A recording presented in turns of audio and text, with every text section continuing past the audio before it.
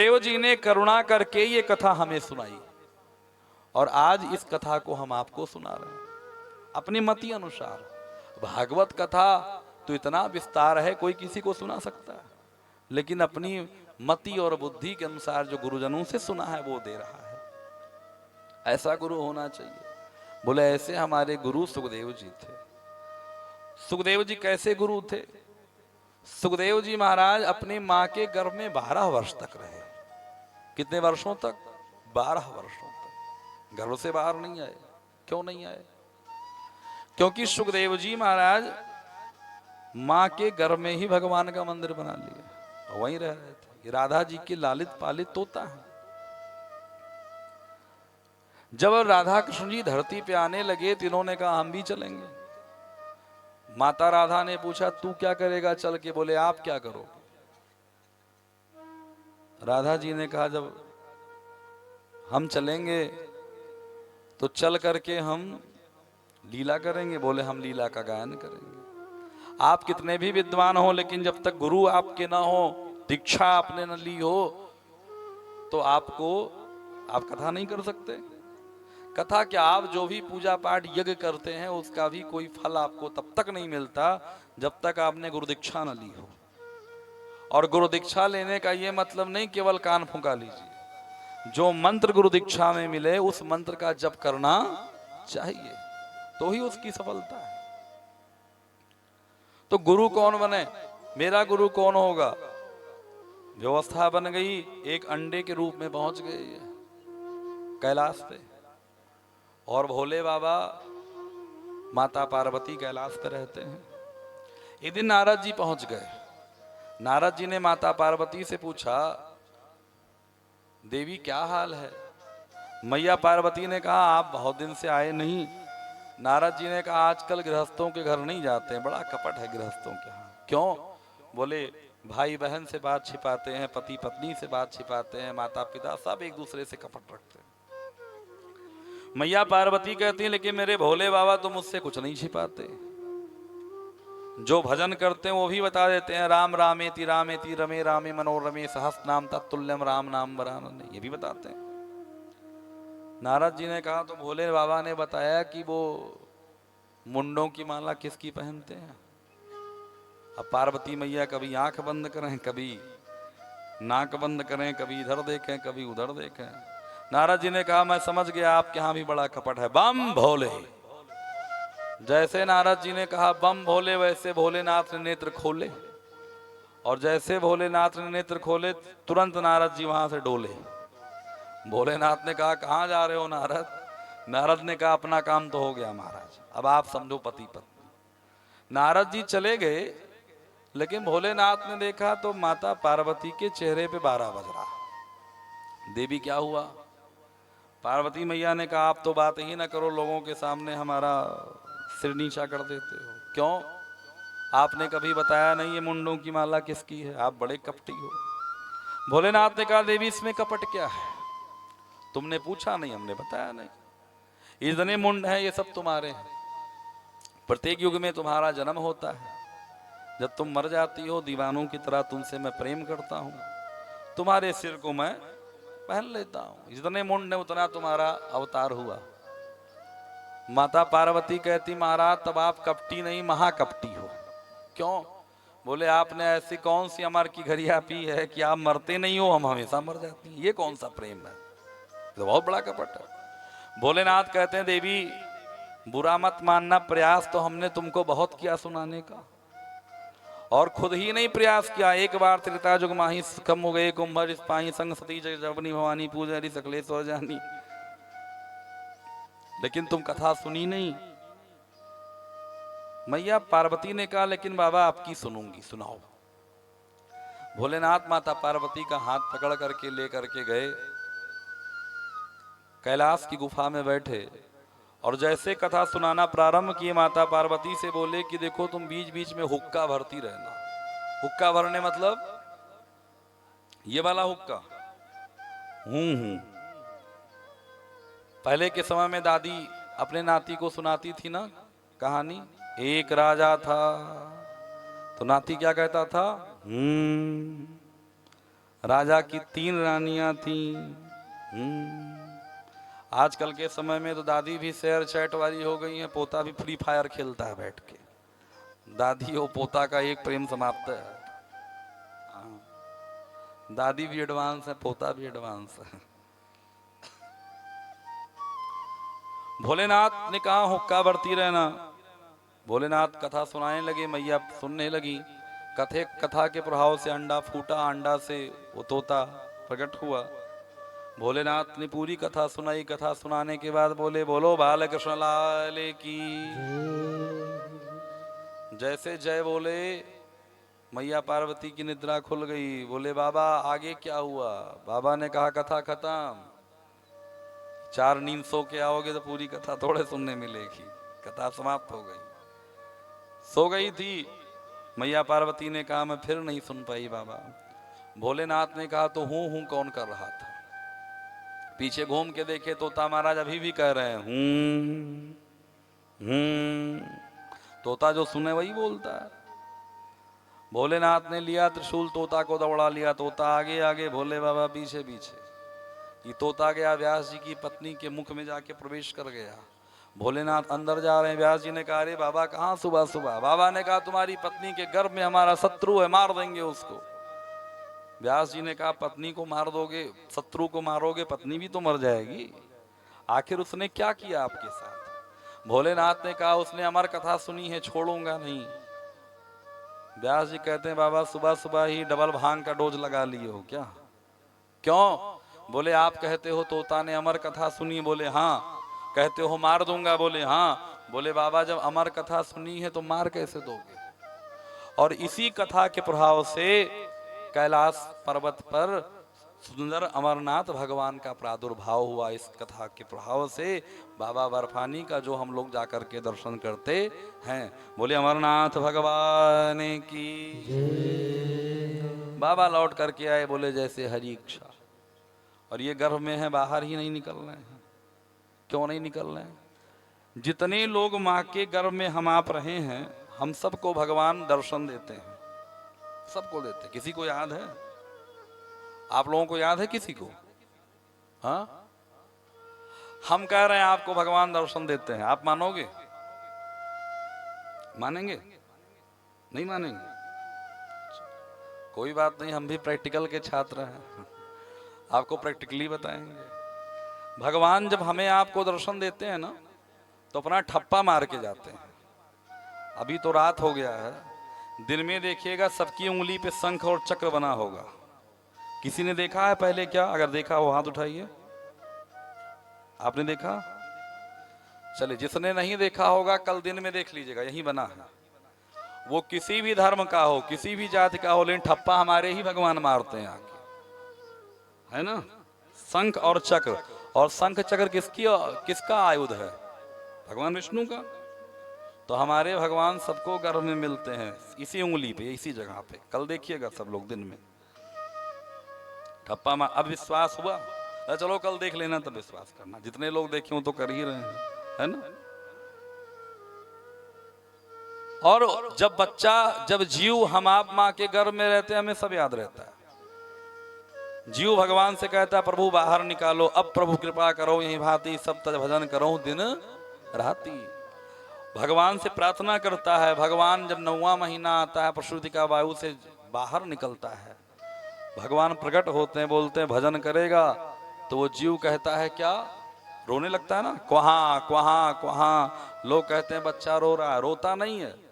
भगवान पूछते हैं भजन करेगा? तूने वादा किया था। तो जीव कहता है कहाँ कहाँ कहाँ, कब वादा किया था? जाओ महाराज, तुरंत नानी आ रही, चाची आ रही, बुआ कजरौटा लिए दौड़ी आ रही, नानी बुआ चाची को देखेंगी, चले भजन करें।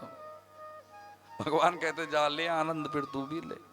सुखदेव जी कहते हैं जमी जैसे मैं धरती पे आऊंगा, भगवान की माया घेर लेगी। क्या घेरेगी? माया। और माया में मैं फंसूंगा तो आपका भजन नहीं कर पाऊं। कैसे माया घेरती है? गोस्वामी जी लिखते हैं मानस में, भूमि परत भार डाबर पानी, जिम जीवहि माँ या लिपटानी भूमि परत ढाबर पानी जिम जीवहि माया लिपटानी भूमि परत भा डाबर पानी जिम जीवहि माया लिपटानी भूमि परत भा ढाबर पानी जिम जीवहि माया लिपटानी। जैसे जब आकाश से पानी बरसता है तो पानी कितना शुद्ध होता है, लेकिन वही पानी जैसे धरती में गिरता है और मिट्टी से मिलता है तो कीचड़ हो जाता है ना। इसी प्रकार से हम आप जब माँ के गर्भ में रहते हैं तो युक्त सुक्त मुक्त होते हैं और धरती पे आते ही सारी समस्या घेर लेती है। अंत में भगवान ने आकर के कहा कि मेरी माया तुम्हें नहीं घेरेगी। तो 12 वर्षों बाद सुखदेव जी प्रकट होते हैं। बोले सुखदेव भगवान की जय। और जन्म लेते ही प्रकट होते ही सुखदेव जी प्रव्रज्या धर्म को स्वीकार करके जंगल में चले गए। ऐसे सुखदेव जी के पाद पद्मों में हम आप प्रणाम करते हैं। बोले अब प्रश्नों का उत्तर देते हैं सूत जी। बोले आपने पूछा कि जीवन का लक्ष्य क्या है। सवई पुंसाम परो धर्मो यदो भक्ति यथोक्षुजे अहेतु की प्रतिहता आत्मा संप्रसीदति। भगवान जीवन का परम लक्ष्य है भगवान के चरणों में प्रेम हो जाए। लेकिन प्रेम तो हम सब करते हैं। प्रेम कैसा हो? बोले प्रेम ऐसा हो कि भगवान आपत्ति विपत्ति में केवल नहीं आराम है। ये भगवान हाई स्कूल का परीक्षा पास करा दो तो 100 रुपए प्रसाद चढ़ाएंगे और चढ़ाने गया तो 50 का। पुजारी जी ने कहा तूने 100 का कहा था। बोले फर्स्ट डिवीजन की बात हुई थी, सेकंड आए हैं, आधा काट लिया, 50 चढ़ाएंगे। ये नहीं, हे भगवान अब की पोता दे दो, नाती की नौकरी लग जाए तो सत्यनारायण कथा सुनेंगे। ये सब नहीं होना चाहिए। जैसे परदेश गए प्रियतम का उसकी पत्नी अपने पति को हमेशा याद करती है, ऐसा प्रेम भगवान के चरणों में होना चाहिए। जैसे अपने पुत्र के लिए माँ परेशान होती है, ऐसा प्रेम भगवान से होना चाहिए। जैसे सूर्य को देख करके कुमुदनी अपने आप विकसित हो जाती है, ऐसा प्रेम भगवान के चरणों में होना चाहिए। भोले बाबा माता पार्वती से कहते हैं सबके फल हरि भगत भवानी। जितना भी पूजा पाठ धर्म अनुष्ठान यज्ञ होता है सबका केवल एक ही फल है कि भगवान के चरणारविंद में हमारा आपका प्रेम हो जाए। सौनकार ऋषियों ने कहा ये जो आप कथा इतना सुंदर उपदेश दे रहे हैं ये कहाँ से दे रहे हैं? बोले भागवत पुराण का उपदेश है। भागवत पुराण कब लिखी, किसने लिखी, क्यों लिखी? बोले इस पुराण को व्यास जी महाराज ने लिखा। 17 एक वेद का 4 भाग किया।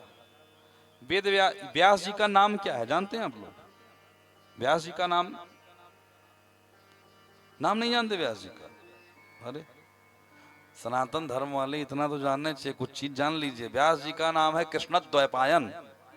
क्या नाम है? कृष्णद्वैपायन। तो इनका नाम वेद व्यास क्यों पड़ा? वेद का विस्तार करने के नाते इनका नाम पड़ा वेद व्यास। व्यास मतलब होता है विस्तार। सबसे पहले एक वेद था ऋग्वेद। ऋग्वेद का इन्होंने विस्तार किया 4 वेद, ऋग्वेद यजुर्वेद सामवेद अथर्ववेद। 17 पुराण की रचना कर दी। लेकिन इनका महाभारत लिखा। महाभारत का प्राचीन नाम जानते हैं आप लोग? महाभारत का प्राचीन नाम जय संहिता। महाभारत की रचना इन्होंने की, जय संहिता की। फिर भी मन को संतुष्टि न मिली, ये परेशान थे। नारद जी आए, नारद जी ने अपने पूर्व जन्म की कथा सुनाई। गीदाशी का पुत्र था, इस समय भगवान की कृपा का फल है, संतों की प्रसादी है कि अब की बार ब्रह्मा का पुत्र हुआ, भगवान का भजन करता हूँ। संतों का संग कीजिए। 4 श्लोक की भागवत दिया और इन्हीं 4 श्लोकों का इन्होंने 18,000 श्लोक बना दिया। 18,000 श्लोक की भागवत तैयार हुई। बोले लेकिन इसे भागवत को पढ़ेगा कौन? अपना बेटा सुखदेव याद आया। दो चार शिष्य भेजे, जाकर के शिष्यों ने भागवत के जो 4 श्लोक गाना शुरू किया। जो सुखदेव जी जंगल में चले गए थे वो सब छोड़ छाड़ करके आए और अपने पिताजी से भागवत को आत्मसात किया। और कालांतर में यही सुखदेव जी ने परीक्षित को भागवत की कथा सुनाई। ऋषियों ने पूछ लिया, महाराज जी परीक्षित को कथा सुनने की क्या जरूरत पड़ी? जिसके 4 पैसा हो जाता वही कथा नहीं सुनता, वो तो राजा थे, राजा ने क्यों कथा सुनी? बोले सुनो, यहां से थोड़ी सी चर्चा महाभारत की आई है। महाभारत के अंतिम युद्ध में जरासंध का जब उर्दंड भेदन कर दिया गया, जंघा तोड़ दी गई, जरासंध भीमसेन ने जब दुर्योधन का उर्दंड भेदन कर दिया, भीमसेन ने, दुर्योधन चित्कार रहा था, रो रहा था। उसी समय अश्वत्थामा आया, अश्वत्थामा को दुर्योधन ने समझाया, दुर्योधन गया, दुर्योधन के समझाने से अश्वत्थामा गया और 5 पांडवों के जो द्रौपदी से उत्पन्न पुत्र थे उनका सिर काट लाया। द्रौपदी को जब ये पता लगा, द्रौपदी चित्कार करके रोई, इधर दुर्योधन समाप्त हो गया। अर्जुन अश्वत्थामा को पकड़ करके लेकर के आए। द्रौपदी अश्वत्थामा को मुक्त करने के लिए कहती है, बाद में बाल मुड़ा करके मणि निकाल के अश्वत्थामा को मुक्त कर दिया। भगवान जब महाभारत युद्ध के बाद आने लगे द्वारिका, उसी समय अश्वत्थामा ने वज्र चला दिया उत्तरा के गर्भ में, जो अभिमन्यु का पुत्र उत्तरा के गर्भ में था, यही परीक्षित, वज्र चला दिया। भगवान ने उत्तरा की रक्षा की और इस बालक को गर्भ में जाकर के दर्शन दिया। यही बालक कालांतर में हुआ परीक्षित। भगवान दर्शन दे करके लौटने लगे, मैया कुंती फपक करके रो पड़ी। भगवान ने कहा, बुआ जी रो क्यों रही हो? कुंती बुआ ने कहा, क्या करूं, आप साक्षात भगवान। भगवान ने कहा, बुआ जी आप हमको क्यों भगवान बना रही हो?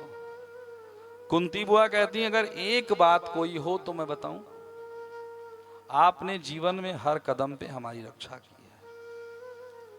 कुंती मैया एक एक घटना याद करने लगी। 28 श्लोकों में भगवान की स्तुति की।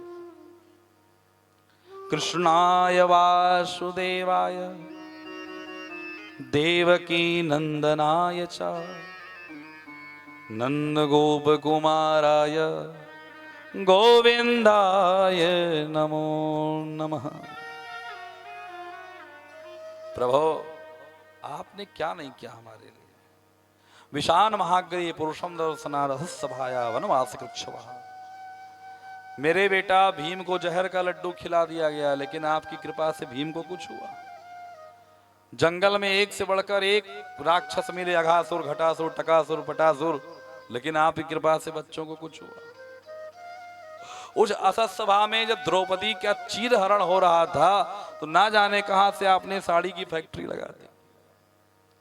और प्रभु अभी अभी जो महाभारत का युद्ध हुआ, नेक नेक महारथास्त्रों, द्रोण, भीष्म, बड़े बड़े इतने बड़े धनुर्धर थे, उनको क्या आपकी कृपा के बिना संतुष्ट कर पाते?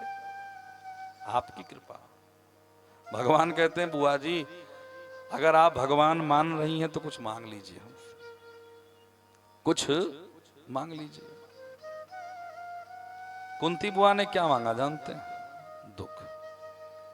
कुंती मैया कहती हैं, प्रभु विपदा संतु न शश्वत तत्र तत्र जगद गुरु दर्शनम यस्या भवतो दर्शनम यस्या पुनर्भव दर्शनम। अगर आप देना चाहते हैं तो हमें दुख दीजिए। क्यों? बोले जब जीवन में दुख होता है तो भगवान की याद खूब आती है। दुख में सुमिरन सब करे, सुख में करे न कोई, जो सुख में सुमिरन करे तो दुख काहे को। प्रभु हमारे जीवन में जब जब दुख था तो आप आके खड़े हो गए, और आज जीवन में सुख का समय आया तो आप छोड़ के जा रहे हो। अच्छा भगवान दुख कहां से देंगे? भगवान के पास दुख है? जिसके पास जो होगा वही देगा ना। भगवान के पास क्या है? जो आनंद सिंधु सुख राशि, सुख की राशि भगवान है। सीकर ते त्रैलोक सुपासी। सीकर मतलब जानते हैं आप लोग? एक उंगली ऐसे पानी में डुबोइए, उंगली बाहर निकालिए, ऐसे उंगली छिड़किए, उससे जितना बूंद निकलता है उसके 1,000वें भाग को कहते हैं सीकर। इतना सुख संसार में मिल जाए तो पूरा संसार प्रसन्न हो जाए, पूरा संसार प्रसन्न हो जाए, उसे कहते हैं सीकर। भगवान के पास तो इतना सुख है, इतना सुख है भगवान के पास। भगवान दुख कहां से देंगे भाई? जैसे आप जाओ किसी पुस्तकालय में जाओ और पुस्तकालय में जाकर के आप बोलो कि जरा 2 समोसा चटनी मार के दे दो, तो पुस्तकालय वाला कहेगा कहाँ चले आए हो, ये समोसा चटनी ये सब चाटालय में मिलता है, पुस्तकालय में नहीं मिलता। और चाटालय में जाओ बोलो बायो और सोशोलॉजी की बुक दे दो, तो चाटालय वाला कहेगा यहाँ चाट खाओ, यहाँ बायो सोशोलॉजी बायोलॉजी नहीं मिलता। ये संसार शाश्वत दुखालय है। संसार के संबंध हमें दुख दे सकते हैं, सुख नहीं दे सकते, और ईश्वर हमें सुख दे सकते हैं। भगवान सुख की राशि, भगवान दुख कहां से देंगे? सो भगवान वहीं रुक गए। दूसरे दिन भगवान सबको लेकर के भगवान गए कहां? भीष्म पितामह के पास। भीष्म पितामह सैया पे पड़े हैं, बाणों की सैया पे। जैसे लेकर के पहुंचे, पितामह ने कहा अर्जुन। अर्जुन ने प्रणाम किया। पितामह ने कहा अर्जुन तुम्हारा सारथी नहीं आया। भगवान आगे बढ़े, बोले प्रणाम काका जी, इन्हें जानते हो अर्जुन? अर्जुन ने कहा हमारे मामा के लड़के हैं। यम मन श्रे मातुलेयम प्रियम मित्तम श्वेतमम अकारो सचिवम दूतम सौहार्द सारथी। भगवान ने कहा कि आपके जो पौत्र हैं अखंड भारत के सम्राट बने, इनको ज्ञान दीजिए। भीष्म पितामह ज्ञान देने लगे। रात धर्मान, मुख धर्मान, योग धर्मान, विभागसार। समास व्यास संहिता कुछ समास ने बताया, कुछ व्यास ने बताया, विस्तार से बताया। अब यहां एक समझने वाली बात विशेष है, वो चर्चा हो जाए हमारी आपकी। पितामह भगवान से कहते हैं कि ठाकुर जी आप जानते हो मैं इच्छा मृत्यु का वरदानी हूं, जब चाहता तब मैं मर जाता। क्यों नहीं मरा जानते हो आप? भगवान ने कहा क्यों नहीं मरे? बोले मैं इसलिए नहीं मरा कि मेरे कुछ प्रश्न थे आपसे। विद्वत जन संत जन कहते हैं, सब भागवत में तो नहीं आया, लेकिन विद्वान कहते हैं, ये बात समझने वाली है। क्या प्रश्न था आपका? भीष्म बाबा कहते हैं मुझे अपना 100 जन्म याद है, और 100 जन्मों में मैंने ऐसा कोई कर्म नहीं किया कि ये बाणों की सैया मुझे मिले। ऐसा कहा जाता है कि एक व्यक्ति के शरीर में 3.5 करोड़ रोम छिद्र होते हैं, और अर्जुन ने एक रोम छिद्र में 2 बाण मारा था, यानी पूरे शरीर में 7 करोड़ बाण मारे थे। महाराज जैसे 1 लाख बीछी डंक मारती हुई इतना मुझे दर्द हमेशा होता है, फिर भी मैं नहीं मरा, क्योंकि मुझे आपसे पूछना था किस कर्म की सजा दे रहे हो। भगवान ने कहा 110 जन्मों के पहले आपने एक सर्प को मरा समझ करके उठा करके धनुष कोटि से कांटों के वृक्ष पे छोड़ दिया था। जितने कांटे उसे चुभे थे उतने बाण आज आपके शरीर में लगे हैं, ब्याज सहित। भीष्म पितामह ने कहा महाराज ये कौन सा न्याय है आपका? 110 जन्मों के पहले ऐसा हुआ, 109 जन्मों तक आपके लेखा जोखा अधिकारी सो रहे थे, ये कौन सी बात है? भगवान ने कहा तुम्हारे 109 जन्मों तक कर्म बड़े अच्छे थे, तो बुरे कर्मों वाली फाइल नीचे चली गई थी। अब की बार जब तुमने पापी दुर्योधन का साथ दिया तो वो फाइल तुम्हारी ऊपर आ गई और तुम ये भोग रहे हो। ये कथा आपको शिक्षा देती है। जो लोग भाग रहे हैं, दौड़ रहे हैं कि गंगा में नहा के सारा पाप काट लेंगे, गंगा पुत्र थे भीष्म, गंगा नहाना नहीं, गंगा पुत्र थे भीष्म, लेकिन भीष्म ने जो किया उनको भोगना अवश्यमेव भोक्तव्यम क्रिया कर्म शुभा शुभई, जो शुभ और अशुभ कर्म करोगे वो भोगना पड़ेगा। फिर आपके मन में एक बात आ सकती है कि अनजाने में किया तो अनजाने में किए गए पाप को भी भोगना है क्या? बिल्कुल भोगना है। क्यों? बोलिए पुण्य पाप कैसे हैं? जैसे बिजली, आप सबके घर में बिजली लगी है ना? क्यों भैया, बिजली सबके पास है। बिजली का बिल देते होंगे आप लोग।